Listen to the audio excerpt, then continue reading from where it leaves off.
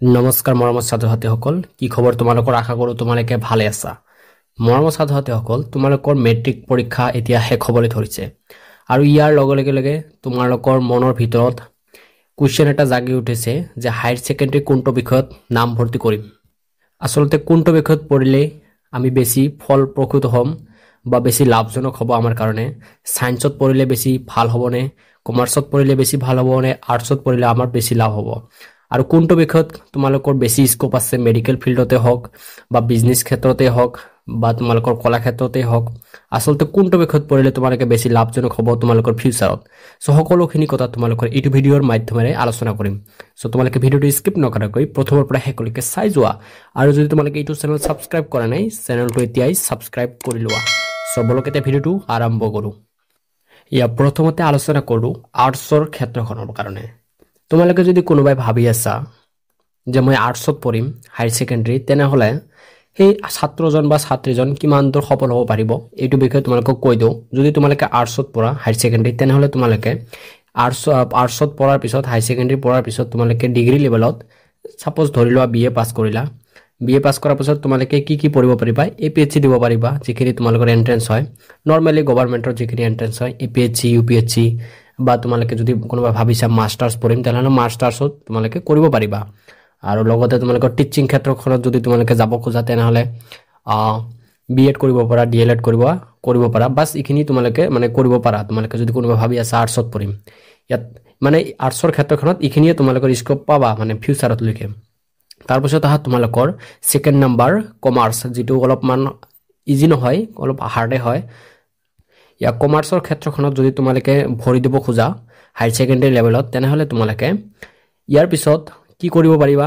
BCom পঢ়িব পাৰিবা। Normally যিটো তোমালোকৰ গ্ৰেজুৱেশ্যন থাকে সেইটো তোমালোকে কৰিব পাৰিবা। তাৰপিছত তোমালোকৰ যদি কোনোবাই ভাবে গভৰ্ণমেণ্টৰ কাৰণে প্ৰিপেৰেশ্যন কৰিম, এইটোতো সকলোৱে পাৰিব ন। এইটো তোমালোকে সকলোৱে পাৰিবা গ্ৰেজুৱেশ্যন নৰ্মেলি কৰাৰ পিছত। BCom কৰিবা, তাৰপিছত তোমালোকে ধৰি থোৱা APSC UPSC বা নৰ্মেলি যিখিনি আছে।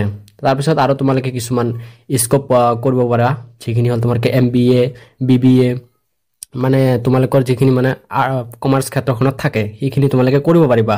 বাছ এইখিনিলৈকে তোমালোকৰ স্কোপটো চলি যাব। আৰু কিবা কিবি থাকিব পাৰে, মই তোমালোকক প্ৰিফাৰেঞ্চ কৰিম এতিয়ালৈকে তোমালোকক দুটা ষ্ট্ৰীমৰ বিষয়ে ক'লোঁ। ইয়াৰ পিছত আহিল তোমালোকৰ যিটো মষ্ট লাভ ষ্ট্ৰীম হ'ল, মানে সকলোৱে যিটো পচন্দ কৰে বা সকলোৱে গাৰ্জিয়ানে বিচাৰে সেই নিজৰ ল'ৰা ছোৱালীক এইটো ষ্ট্ৰীমত পঢ়াবলৈ, সেইটো হ'ল তোমালোকৰ ছায়েন্সৰ ক্ষেত্ৰখন। কিয় কৈছোঁ এনেকুৱাকৈ? কাৰণ ছায়েন্সৰ বৰ্তমান পৃথিৱীখনত এনেকুৱা হৈ পৰিছে, ছায়েন্সৰ ক্ষেত্ৰখন বহুত গুণে আগবাঢ়ি গ'ল মানে এই দুটা ষ্ট্ৰীমত কৰি। কিয় কৈছোঁ? ইয়াতে তোমালোকে নট অনলি BSc পঢ়িব পাৰিবা, BScৰ উপৰিও গ্ৰেজুৱেশ্যন কৰাৰ উপৰিও তোমালোকে আৰু কি কৰিব পাৰিবা? এইটোতো পাৰিবাই তোমালোকে নৰ্মেলি যিখিনি গভৰ্ণমেণ্টৰ কাৰণে তোমালোকৰ প্ৰিপেৰেশ্যন কৰায়, ধৰি লোৱা APSC UPSC, এইখিনি তোমালোকে পাৰিবা।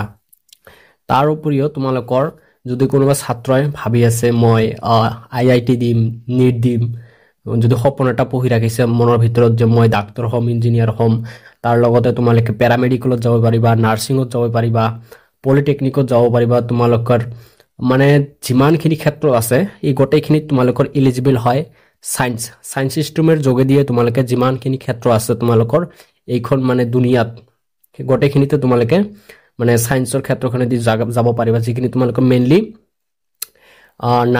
মেইনলি মেডিকেল ফিল্ডত আৰু তোমালোকৰ যিখিনি তোমালোকৰ প্ৰযুক্তিবিদ্যা আছে, মানে ইঞ্জিনিয়াৰিং যিটো ক্ষেত্ৰ কয়, এই দুটা ক্ষেত্ৰত তোমালোকৰ ছায়েন্সৰ যোগেদি তোমালোকে যাব পাৰিবা।